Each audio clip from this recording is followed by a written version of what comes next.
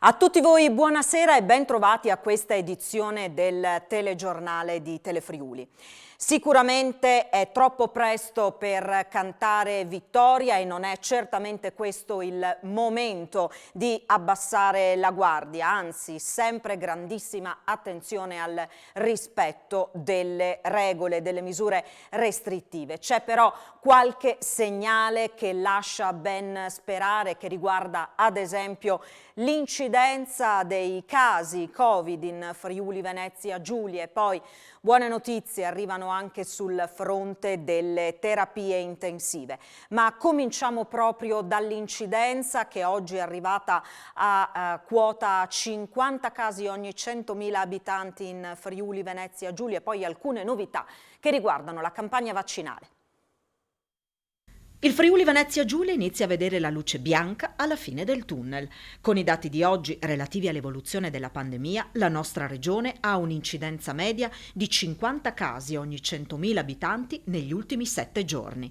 Di fatto, scendendo a 49 e restando comunque sotto la soglia dei 50 per 3 settimane consecutive, il Friuli Venezia Giulia si collocherebbe in uno scenario di tipo 1 con un livello di rischio basso, insomma, in zona bianca.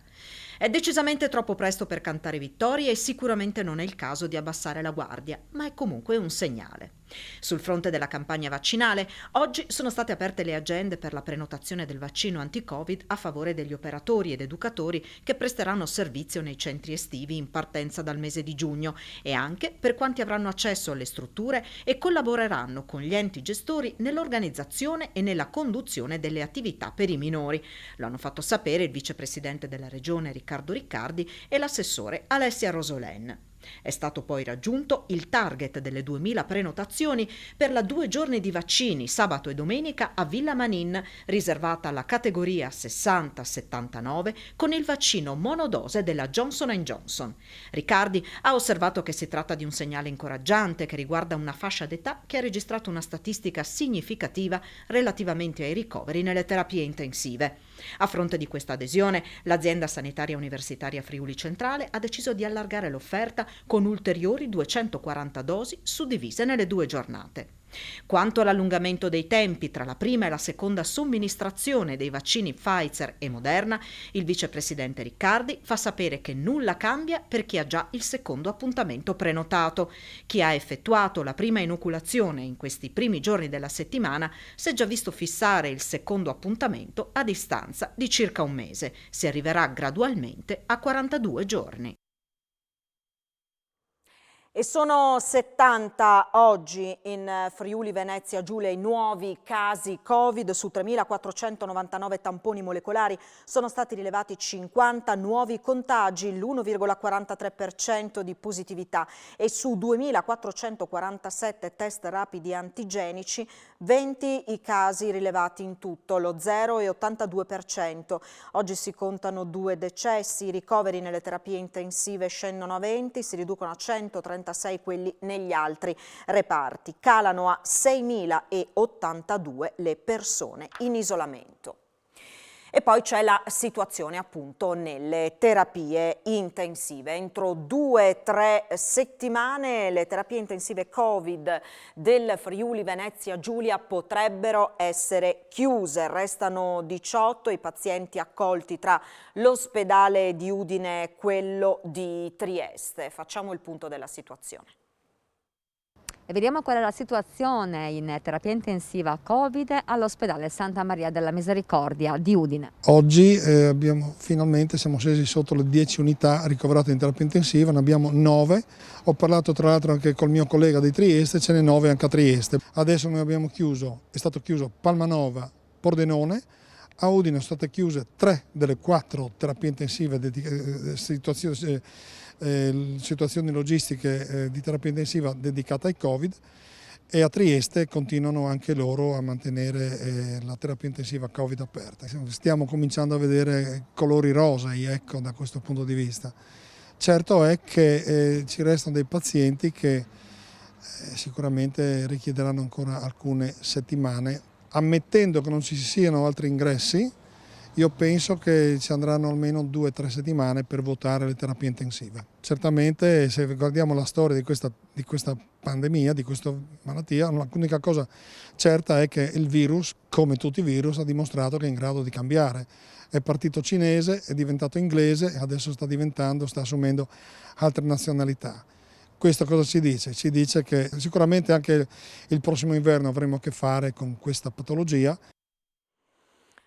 E domani si chiude l'ultima unità di medicina Covid all'ospedale di San Daniele. Gli accoglimenti sono cessati lo scorso 4 maggio. Nel corso di questa settimana i degenti sono stati dimessi, guariti o trasferiti verso residenze protette. Il secondo piano sarà sanificato al centro di interventi manutentivi. Da giovedì saranno attivati altri 18 posti letto internistici puliti. La previsione è di avere operativi per il 14 giugno complessivamente 60 posti letto internistici, 30 dedicati al dipartimento chirurgico, 8 di medicina d'urgenza che sarà riattivata il 17 maggio.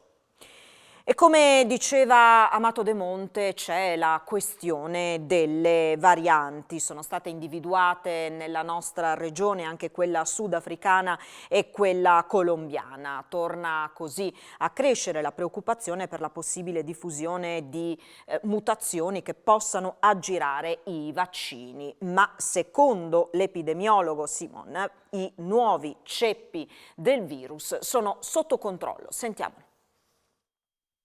Le varianti al Covid sono ovunque e sono tantissime. Le ultime rilevate in Friuli Venezia Giulia sono la sudafricana, riscontrata in un membro di uno yacht proveniente dalla Croazia ma già negativizzato, e la colombiana, riscontrata in 9 soggetti presenti nell'area udinese e forse quest'ultima maggiormente contagiosa.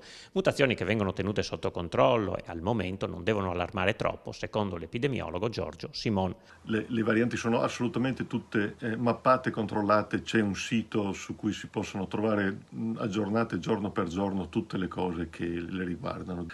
Chiunque si occupi di vaccinazioni, di vaccini, eccetera, organismi nazionali, internazionali, case farmaceutiche, testano subito sul campo la capacità dei vaccini a rispondere a queste varianti. Rispetto a quello che sta accadendo nel nostro paese, diciamo, le varianti importanti sono state quelle che sono diventate più contagiose degli altri. L'inglese è stato l'esempio, ma spaventarsi perché ne arrivano nuove rispetto all'essere vaccinati direi che non è assolutamente il caso. Più che pensare alle varianti, secondo l'esperto, le persone devono mettersi in coda per il vaccino. Vacciniamoci per ritornare alla vita normale, non preoccupiamoci per le varianti.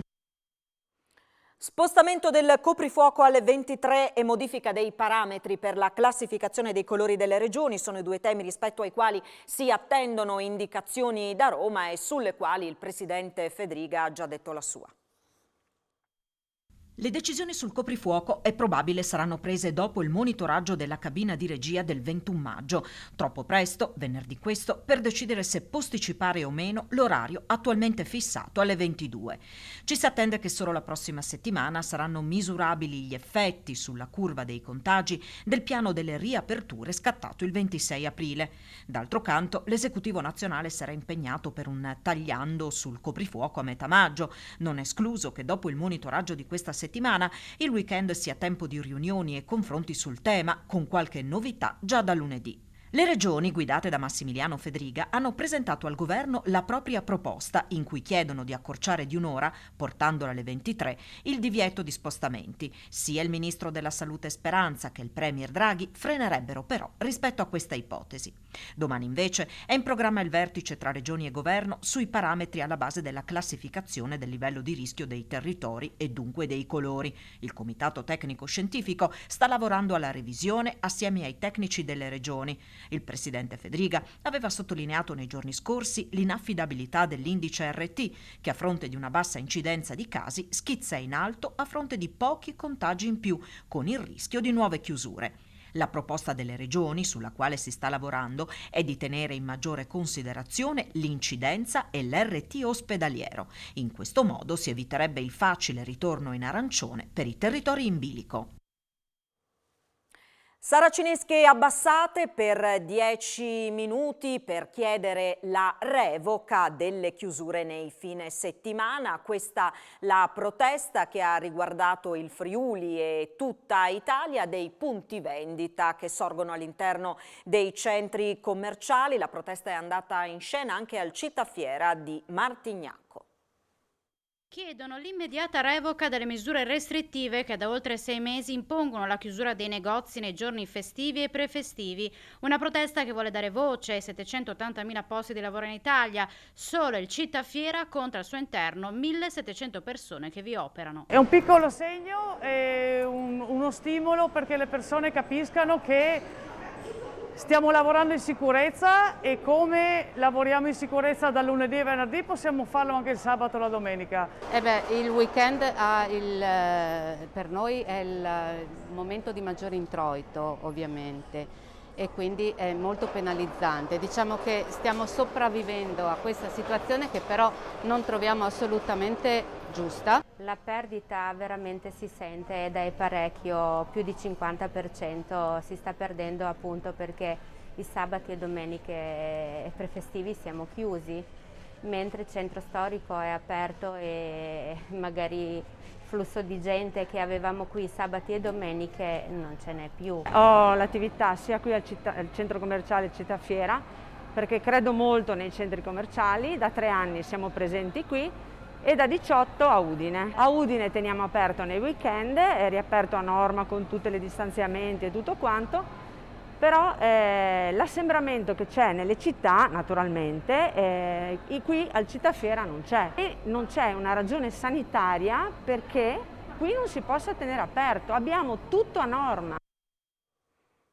E poi c'è il comparto del wedding che attende di sapere quando potrà ripartire, quando potranno essere nuovamente celebrati i matrimoni nel nostro paese. Si sperava nella data del 1° giugno, dopo alcuni incontri a Roma si prospetta invece la data del 10 giugno. Ne abbiamo parlato con Stefania Vismara, portavoce del movimento Insieme per il Wedding, che si dice anche pronta a lottare per la richiesta di ristori. Il comparto del wedding attende entro la settimana di conoscere la data della ripartenza dei matrimoni. Si sperava nel 1° giugno, ma l'ipotesi più probabile dopo gli incontri a Roma è quella del 10 giugno. Finalmente siamo stati ascoltati da tutte le forze politiche, in quanto la nostra associazione è apartitica e apolitica. In particolare ovviamente sia la Gelmini e anche Sileri. E ci hanno garantito entrambi che se il trend più che dei contagi, proprio dei vaccinati e delle eventuali terapie intensive continua così come sta continuando, fortunatamente ci garantiscono entrambi che entro questa settimana ci verrà data la data, perché questa fosse il 1° di giugno. Purtroppo questo non ci è stato garantito del tutto, quindi siamo in attesa. Io confido che appunto al massimo sia il 10 di giugno. Oltre a questo, poi la nostra associazione porterà avanti tutto quello che sono gli adeguati risarcimenti che purtroppo il nostro comparto deve avere e diversi altri punti che sono sostanziali per il rilancio di questo comparto. Nuova udienza in tribunale a Udine per il caso di Emanuela Petrillo, l'infermiera accusata di aver finto di vaccinare centinaia di bambini tra Veneto e Friuli. Oggi la testimonianza della collega che per prima segnalò il comportamento anomalo dell'imputata, che oggi non era presente in aula e che 20 giorni fa è diventata mamma.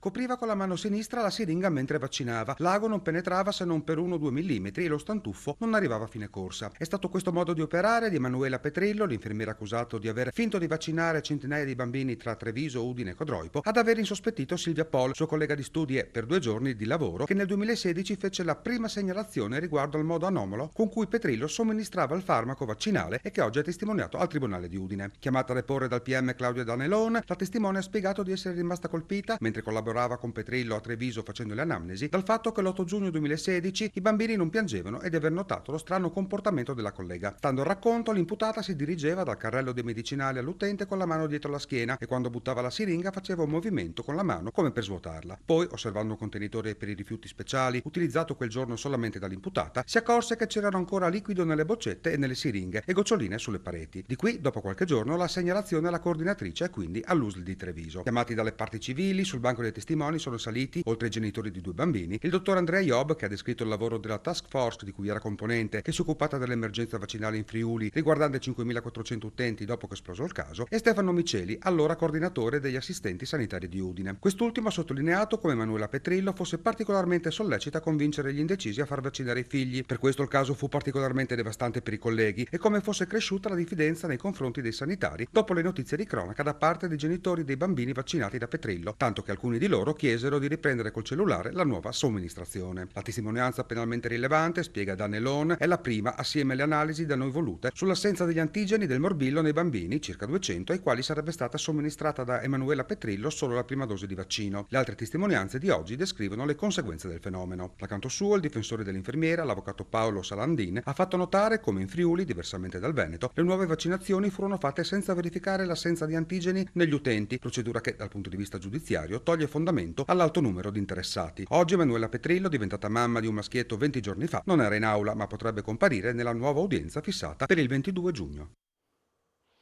Nuovo filone delle truffe, questa volta nel mirino finiscono le ricevitorie. Vediamo. Si finge tecnico specializzato della lottomatica per eseguire dei test sui terminali della ricevitoria, ma in realtà è un truffatore. È successo ieri in una tabaccheria di Basiliano dove la dipendente è stata raggiunta dalla telefonata di un malvivente. Certa di parlare con un tecnico affidabile, è stata indotta a eseguire un'operazione di ricarica di 900 euro a favore del truffatore. Sulle sue tracce adesso ci sono i carabinieri della stazione di Campoformido. Non è la prima volta che accade nelle tabaccherie del Friuli Venezia Giulia, prese di mira nelle ultime settimane da questo tipo di raggiro. Sempre identica la modalità. La persona telefona dicendo di essere un operatore della lottomatica e convince il titolare o il dipendente della ricevitoria a eseguire alcune operazioni di test che poi in realtà altro non sono che dei versamenti in conti correnti o ricariche telefoniche. Diversi casi sono stati registrati, in particolare a Trieste, con danni anche di diverse migliaia di euro. Nuovo furto nel negozio Sportler di Tavagnacco. Alle 2 è scattato l'allarme che ha fatto intervenire carabinieri e vigilanza Mondialpoli. I ladri hanno sfondato la vetrata adiacente all'ingresso con un'ascia e hanno rubato alcune biciclette per un danno di 10.000 euro. Il negozio era stato preso di mira solo pochi giorni fa da ladri acrobati che avevano rubato in particolare orologi per un danno di 30.000 euro. Sequestri di rifiuti e di aree di cantieri navali tra Aquileia, Fiumicello, Villa Vicentina, Grado e Lignano da parte della Guardia Costiera. Intensa l'attività dei nuclei operativi di protezione ambientali delle capitanerie di porto regionali in queste ultime settimane. Ad Aquileia segnalati all'autorità giudiziaria i responsabili di un cantiere navale con sequestro di un'area di 3.200 metri quadrati a loro disposizione e dei rifiuti depositati in quello spazio. Segnalata poi un'impresa di trasporti che opera nella zona industriale di Aquileia con sequestro di un'area di circa 120 metri quadrati. Ispezionato un cantiere nautico di Fiumicello, Villa Vicentina, segnalato per la mancanza di autorizzazioni allo scarico di acque reflue industriali e di emissioni in atmosfera.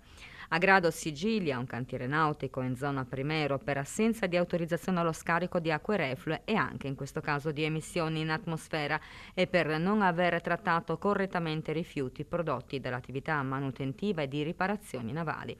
Infine a Lignano Sabbiadoro rilevati illeciti amministrativi per la presenza di 4 mezzi in stato di abbandono mai radiati né smaltiti nelle dovute forme. La Guardia Costiera ha constatato pure la gestione amministrativa di scarichi di acque reflue e di emissioni in atmosfera da parte di 5 attività produttive locali tra cantieri navali e autolavaggi. Lutto a Forni di Sotto per l'improvvisa morte di Paolo Sberla, 52 anni, consigliere comunale da 22, dipendente di un'impresa boschiva, si sarebbe dovuto sposare tra poche settimane. Questa mattina i colleghi non l'hanno visto arrivare al lavoro e hanno dato l'allarme. L'uomo è stato trovato nella sua abitazione in stato di incoscienza, colto da un infarto. Inutili purtroppo i soccorsi, le comunità di Forni di Sotto e Forni di Sopra si stringono alla compagna e ai parenti. Nei prossimi mesi dovrebbero iniziare i primi interventi di bonifica nel sito industriale di Tor Viscosa. Si punta a trasformarlo in polo nazionale della chimica e della farmaceutica. Gli imprenditori disposti ad investire nell'area ci sono, i fondi per la bonifica, 48 milioni di euro messi a disposizione dal Ministero dell'Ambiente, pure. A questo punto serve definire i passaggi giuridico-economici per sbloccare una situazione ferma da 20 anni, così da dare un futuro al sito industriale di Tor Viscosa, con l'obiettivo di creare un polo chimico-farmaceutico all'insegna della sostenibilità ambientale.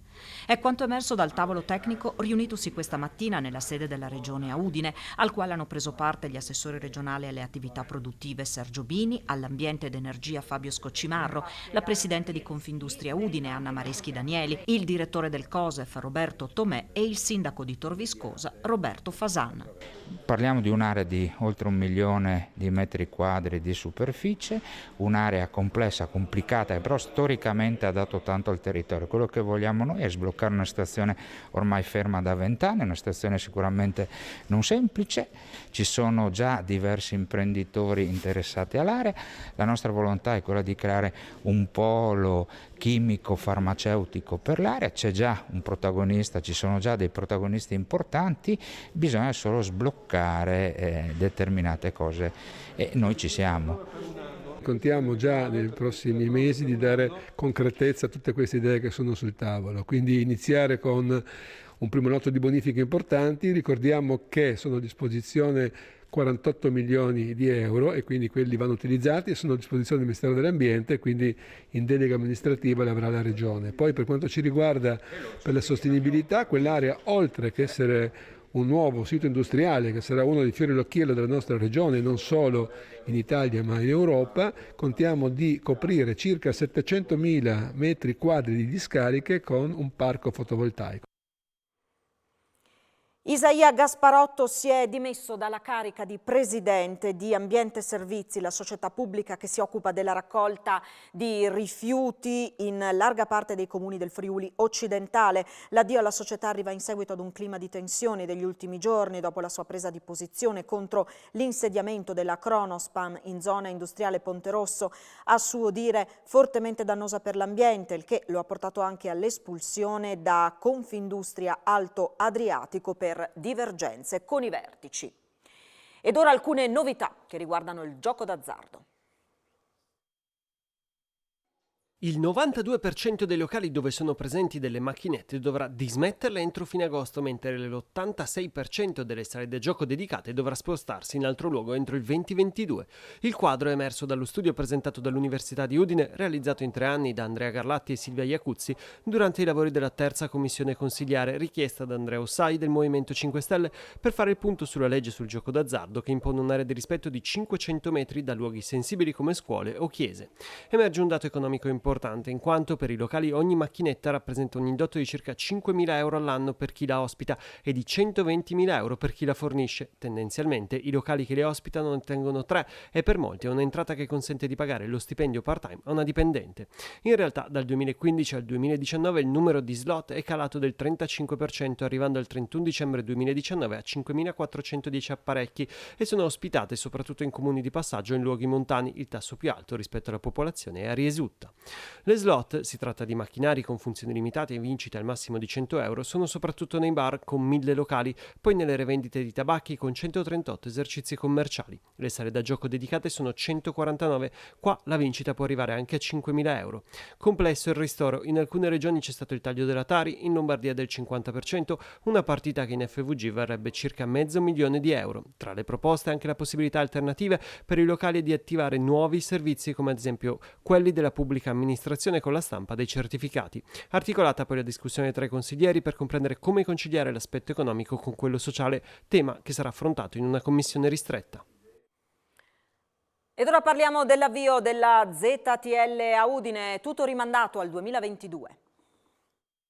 Gli udinesi attendono da tempo l'assetto definitivo della nuova ZTL, ma mancano ancora diversi aspetti da riordinare, pertanto dovranno aspettare ancora alcuni mesi. Per quanto riguarda le regole no, perché nei prossimi mesi noi l'approveremo. Per quanto riguarda i permessi chiaramente ci vorrà un po' più di tempo e soprattutto nel rilasciare i nuovi permessi vogliamo che tutti siano messi al corrente e probabilmente entreremo sicuramente per la fine dell'anno. Adesso bisogna un attimo capire quali sono i tempi, i modi, anche perché la Polizia Locale, che avrà il compito di istituire un gruppo apposito per il rilascio di questi permessi, devono anche organizzarsi. Il Comune si sta anche preparando a partecipare a un bando nazionale per la rigenerazione urbana e ottenere un finanziamento statale di 10 milioni di euro. Noi abbiamo pensato, nell'ambito di rigenerazione e riqualificazione urbana, volta all'utilizzo pubblico, l'ex frigorifero, che attualmente è vincolato alla sovrintendenza, è chiuso, ma soprattutto è molto cadente, presuppone, se non si interviene, grosse problematiche. Ovviamente è una cifra importante che il Comune non può sostenere da sola, la Regione nemmeno. Io faccio un appello a tutte le forze politiche affinché partecipino e sostengano questa iniziativa, perché noi fra un po' andremo, oltre a raggiungere il frigorifero, l'ex frigo diciamo, andremo ad aggiungere altri 2 interventi. Per il prossimo anno le scuole medie di Udine potranno organizzare il doposcuola grazie ai finanziamenti previsti dal Comune. Il servizio. Con il prossimo anno scolastico le scuole medie udinesi potranno organizzare il servizio di doposcuola grazie a uno specifico intervento del Comune. Oggi in Giunta abbiamo approvato una delibera appunto per i contributi ad hoc a favore del mondo delle scuole e un importante inserimento è stato quello appunto dei contributi a favore delle associazioni delle scuole che attiveranno appunto il servizio di doposcuola nelle scuole secondarie di primo grado, per cui le scuole medie. Ma che novità si prospettano invece per doposcuola e ristorazione alle scuole primarie della città? Ci sono delle novità inerenti soprattutto all'avviso informativo che abbiamo approvato quest'oggi in Giunta, che verrà messo a disposizione dei genitori nel giro di breve per dare la possibilità appunto di iscriversi ai nostri servizi. Il servizio di doposcuola per le scuole primarie partirà il 27 settembre 2021 e anche il servizio di ristorazione naturalmente collegato all'attività didattica. Abbiamo deciso di mantenere invariate le tariffe proprio per dare una risposta alle famiglie in questo momento di grossa difficoltà economica. Grazie al secondo posto nella quarta tappa del Giro d'Italia, Alessandro De Marchi, il rosso di Buia, ha guadagnato la maglia rosa. È la prima volta in carriera per il classe 86 e la prima volta dal 2008 che un friulano la indossa. Quell'anno fu Franco Pellizzotti a tenerla per 4 tappe.